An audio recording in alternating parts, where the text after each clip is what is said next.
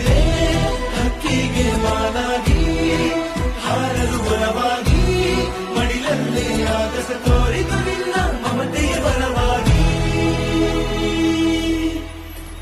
ಸೇರಿದ ಈ ಹೊತ್ತಿಗೆ ಕೈ ಬೆರಳಿನ ತುತ್ತಿಗೆ ಆ ದೇವರಿಗೆ ಶರಣು.